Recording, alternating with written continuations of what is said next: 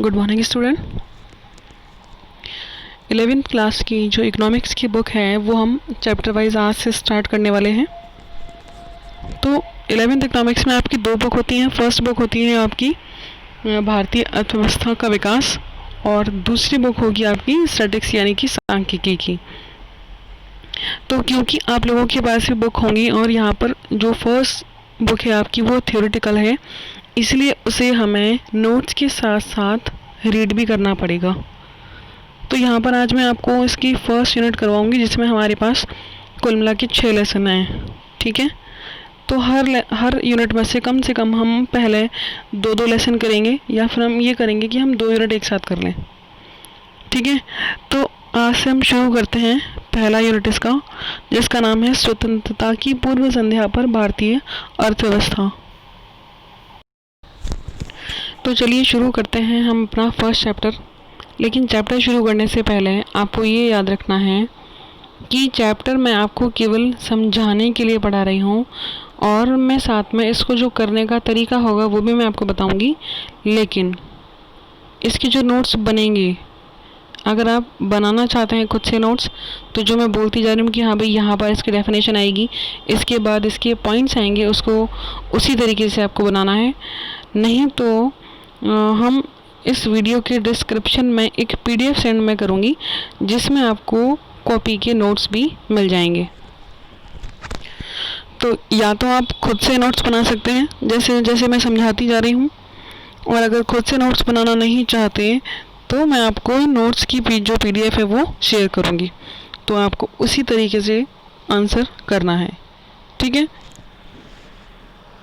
अब अगर हम बात करें इसके फर्स्ट चैप्टर की, तो हमारा जो 10th क्लास के SST के कुछ पार्ट थे वो इसमें हैं। हम बात कर रहे हैं स्वतंत्रता की पूर्व संध्या पर भारतीय अर्थव्यवस्था। ठीक है, स्वतंत्रता की पूर्व संध्या मतलब 1947 तक हमारे भारत में जो औपनिवेशिक शासन रहा, अंग्रेजों ने जो शासन किया, उसका क्या क्या परिणाम निकला, या उससे पहले हमारी जो अर्थव्यवस्था थी उसके क्या दुष्प्रभाव अर्थव्यवस्था के हर क्षेत्र में देखने को मिले। ठीक है, तो चैप्टर रीड करने से ज़्यादा इम्पोर्टेंट जो मैं बोल रही हूँ आप उस पर भी ध्यान दें। अब हम सबसे पहले बात करते हैं परिचय। मैंने आपको इसका बता दिया कि हम इसमें क्या पढ़ने वाले हैं। 1947 से पहले तक भारतीय अर्थव्यवस्था में क्या समस्याएं थी, अंग्रेजों के आने के बाद क्या समस्या हुई अलग अलग क्षेत्र में, जैसे कि हम कृषि क्षेत्र देखेंगे, फिर हम औद्योगिक क्षेत्र देखेंगे, उसके बाद हम जनसंख्या क्षेत्र देखेंगे। ठीक है, तो फर्स्ट चैप्टर में आपको हर क्षेत्र में समस्याओं के बारे में बताना है।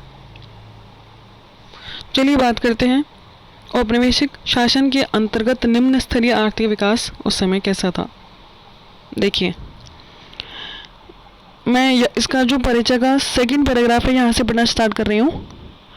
भारतीय अर्थव्यवस्था की वर्तमान संरचना कोई आज की नहीं है। अब वर्तमान संरचना का मतलब हमारी जो अर्थव्यवस्था की संरचना है वो कैसी है, थोड़ी सी पिछड़ी हुई है या कृषि पर आश्रित है ना।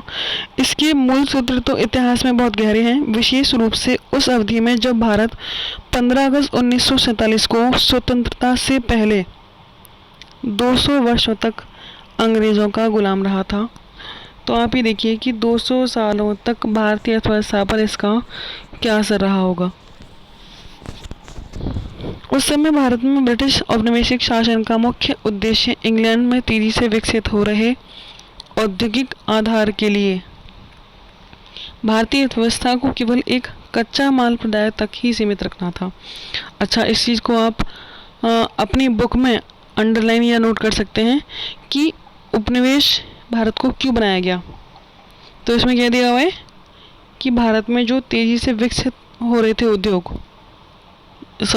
इंग्लैंड में जो उद्योग धंधे विकसित हो रहे थे, तो उनमें जो कच्चा माल आएगा वो कहाँ से आएगा, भारतीय उद्योगों से आएगा। यानी कि जो विदेशी क्षेत्र थे वो क्या चाहते थे कि भारत कच्चे माल को सप्लाई करने वाला देश बन जाए और उनके हितों की पूर्ति होती रहे।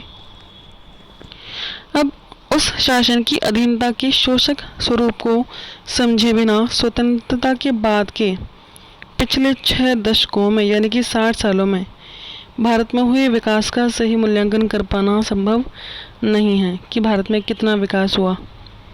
तो अगर हम बात करें भारतीय विकास की, तो इतना विकास नहीं हुआ जितनी समस्याएं देखने को मिली हैं।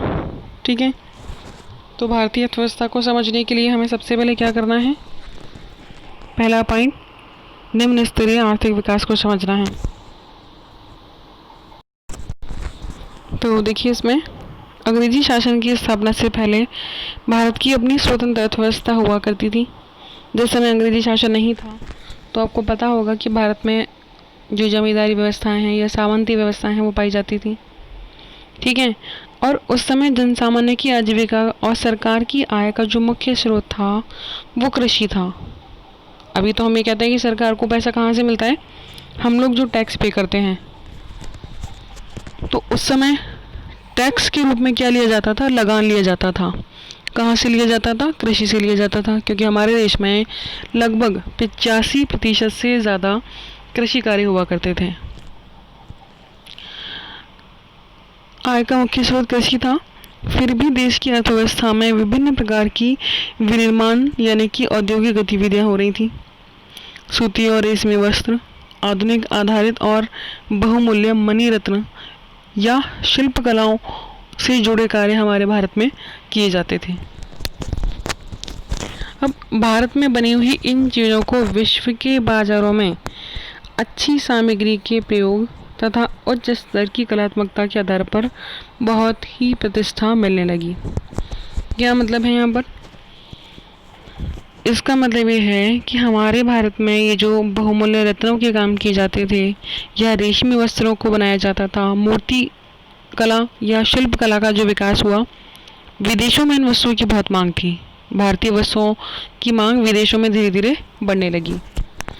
अब क्या हुआ कि औपनिवेशिक शासकों द्वारा रची गई आर्थिक नीतियों का उद्देश्य भारत का आर्थिक विकास नहीं बल्कि अपने मूल देश के आर्थिक हितों का संरक्षण करना था। यानी कि उन्हें इस चीज़ से मतलब नहीं था कि भारत में कौन सी चीज़ें बनाई जा रही हैं और उससे हमको फ़ायदा क्या हो रहा है। उनका उद्देश्य केवल ये था कि इंग्लैंड में भारतीय वस्तुओं की मांग जो बढ़ रही है उसे पूरा किया जाए। ठीक है, तो उन्होंने ऐसी नीतियाँ बनाई। अंग्रेज़ों की नीतियाँ कुछ ऐसी थीं जो उनके हितों की पूर्ति करती थी और हमारे हितों का नुकसान करती थी। ठीक है, इन नीतियों ने भारत की अर्थव्यवस्था के स्वरूप के मूल रूप को बदल दिया। भारतीय अर्थव्यवस्था का मूल स्वरूप क्या था? देखिए, हमारी जो अर्थव्यवस्था है वो शुरू से ही गौरवशाली रही है। सोने की चिड़िया कहा जाता था, संसाधनों की कमी नहीं थी हमारे पास। लेकिन धीरे धीरे क्या हुआ?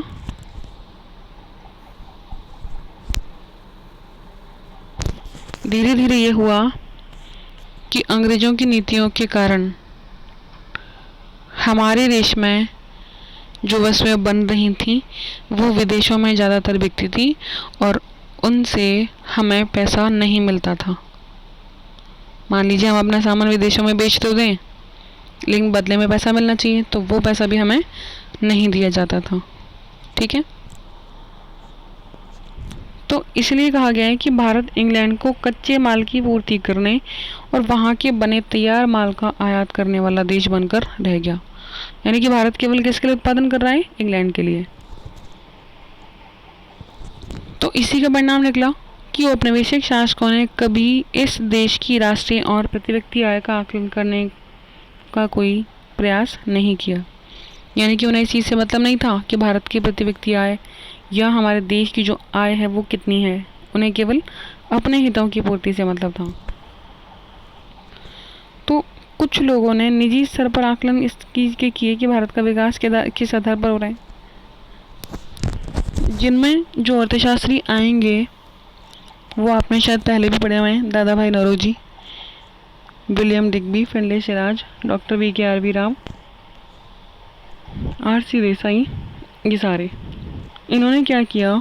स्वतंत्रता से पहले की हमारी जो भारतीय अर्थव्यवस्था थी उसके विकास का आकलन किया कि भारत में कितना कितना विकास हो रहा है। ठीक है, तो औपनिवेशिक काल के दौरान डॉक्टर राव द्वारा लगाए गए अनुमान बहुत ही महत्वपूर्ण माने जाते हैं। फिर भी सभी अध्ययनकर्ता एक बात पर सहमत रहे कि 20वीं शताब्दी के पूर्वार्ध में भारत की राष्ट्रीय मतलब हमारे देश में कुल कितना पैसा आता है, उसकी वार्षिक समृद्धि दर मात्र 2% से कम रही। सोचिए आप, विकास की दर जहां हम 2017-18 की बात करते हैं 8% तक पहुंच गई थी, उस समय 2 से भी कम, यानी कि लगभग 1.7। और जब विकास की दर ही 2% से कम है तो भारत की जो प्रति व्यक्ति आय होगी वो मात्र कितनी थी? आधा प्रतिशत किसी भी देश के लिए बहुत ही कम मानी जाती है। ठीक है, तो यहाँ पर हमने क्या देखा कि स्वतंत्रता से पहले औपनिवेशिक काल के समय हमारे भारत का जो विकास था वो कैसा था? निम्न स्तरीय था। तो आपको पहला पॉइंट ये करना है, जब हम ये कर रहे हैं कि भाई भारतीय अर्थव्यवस्था की स्थिति कैसी थी, आपको बताना है निम्न स्तरीय थी।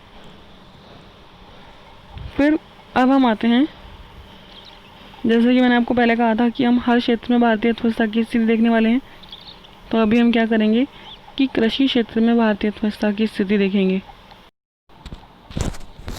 तो अब हम बात करते हैं 1947 से पहले कृषि की क्या व्यवस्था थी हमारे देश में, या इसकी स्थिति क्या थी।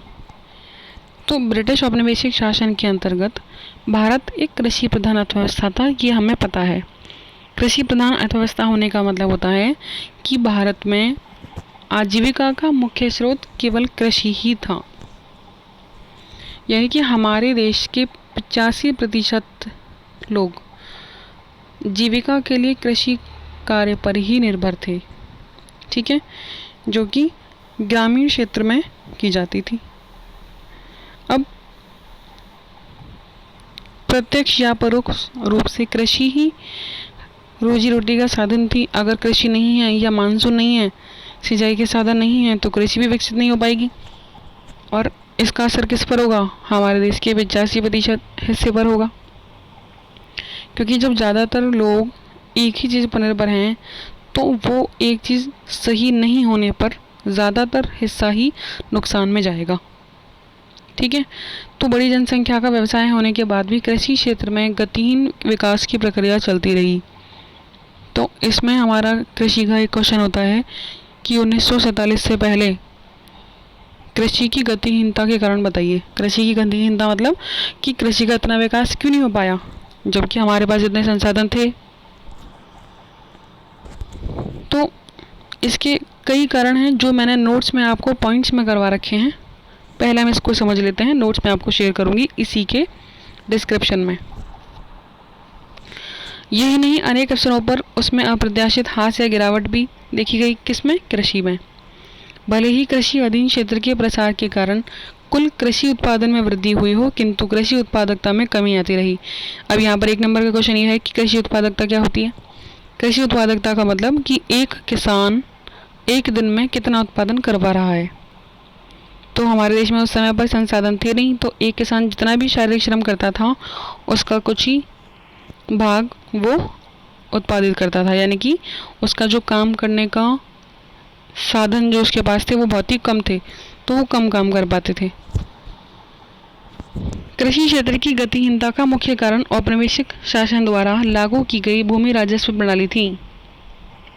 उस समय पर बहुत प्रकार की भू राजस्व प्रणालियाँ पाई जाती थी, जैसे कि महलवारी व्यवस्था, लगान व्यवस्था, सामंती व्यवस्था, ठीक है, जागीरदारी व्यवस्था। इन सारी व्यवस्थाओं में क्या हुआ करता था कि किसान को अपनी उपज का 70% हिस्सा सामंतों को दिया जाना अनिवार्य होता था। ठीक है, और कई बार तो व्यवस्थाएं ऐसी थीं कि किसान अपनी ही ज़मीन पर किराएदार की तरह काम करता था। जैसे आप अपने ही घर में रह कर के अपने मकान का किराया किसी और को दें, तो ठीक उसी तरीके से ज़मीन किसान की है, फिर भी वो उसके हिस्से का लगान किसे देगा? जमींदार को देगा। तो ये सारी क्या है? भूमि राजस्व प्रणालियाँ। मैं वापस से पॉइंट सारे रिपीट करूँगी कि भारत में कृषि में गतिहीनता का कारण क्या था, या कृषि में निम्न स्तरीय स्थिति के कारण क्या थे। पहला पॉइंट हमने क्या किया? कृषि उत्पादकता में कमी। अगला पॉइंट हम क्या करेंगे, भूमि राजस्व प्रणालियों का दोषपूर्ण होना। देखें आगे इसी में, आज के समस्त पूर्वी भारत में जो उस समय बंगाल प्रेसिडेंसी का हिस्सा थे, उस समय पर जमींदारी व्यवस्था में जो अन्याय किया जाता था उससे काफ़ी नुकसान हुआ। ठीक है, किसानों की जो ज़मीन थी वो जमींदार हड़प जाया करते थे। किसान के पास बहुत ही कम मात्रा में ज़मीन का जो आय है वो बचा करती थी। अधिकांश जमींदारों तथा सभी औपनिवेशिक शासकों ने कृषि क्षेत्र की दशा को सुधारने के लिए कोई प्रयास नहीं किए। ठीक है, इसीलिए जो किसानों की दशा थी वो और ख़राब होती गई। जमींदारों की रुचि किसानों की आर्थिक दुर्दशा की अनदेखी करके उनसे से अधिक लगान संग्रह करने तक सीमित थी कि कैसा न कैसे किसानों से पैसा ले लिया जाए। बस उनकी स्थिति सुधारने के उन्होंने कोई प्रयास नहीं किया। इसी कारण किसान वर्ग को नितांत दुर्दशा और सामाजिक तनाव का सामना करना पड़ा। इसके अलावा हम आगे बात करें कि भाई कृषि में गतिहीनता के और क्या कारण हैं, तो राजस्व व्यवस्था की शर्तों का भी जमींदारों के इस व्यवहार के विकास में बहुत बड़ा योगदान है। राजस्व व्यवस्था भी कैसी थी, दोषपूर्ण थी। राजस्व क्या होता है, सेम वही लगान लेने की प्रणाली, कर लेने की प्रणाली। राजस्व की निश्चित राशि सरकार के कोष में जमा करवाने की तिथि पहले से निर्धारित हुआ करती थी। उनके अनुसार रकम जमा नहीं कर पाने वाले जमींदारों से उनके अधिकार छीन लिए जाते थे, है ना। अगर कोई किसान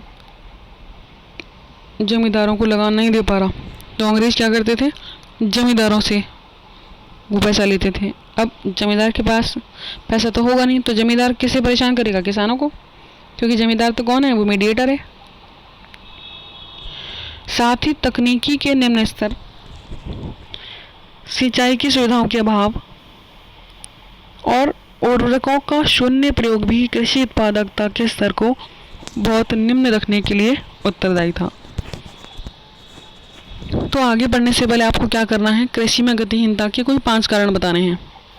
पहला कारण क्या था कृषि में गतिहीनता का, कृषि उत्पादकता का निम्न होना। दूसरा कारण भूमि राजस्व व्यवस्था। तीसरा कारण राजस्व व्यवस्था का दोषपूर्ण होना। चौथा कारण आप क्या बताएंगे इसी में से, तकनीकी का निम्न स्तर, सिंचाई सुविधाओं का अभाव और औपनिवेशिक शासन की दोषपूर्ण नीतियाँ। ये 5 कारण आप बताएंगे जिनसे सिद्ध होता है कि औपनिवेशिक काल में कृषि में दुर्दशा के कई कारण थे या गतिहीनता के कई कारण थे। आज हमने औपनिवेशिक शासन के भारत के निम्न आर्थिक विकास को पढ़ा और हमने कृषि में गतिहीनता के कारणों को पढ़ा। अगली वीडियो में हम बाकी अन्य क्षेत्रों में बुरी स्थिति का अध्ययन करेंगे। तो आपको फर्स्ट चैप्टर में क्या पढ़ना था कि 1947 से पहले भारत में जो समस्याएं थीं, फिर मैं रिपीट कर रही हूँ, केवल आपको समस्याओं के बारे में ही इस चैप्टर में पढ़ना है। ठीक है, थैंक यू।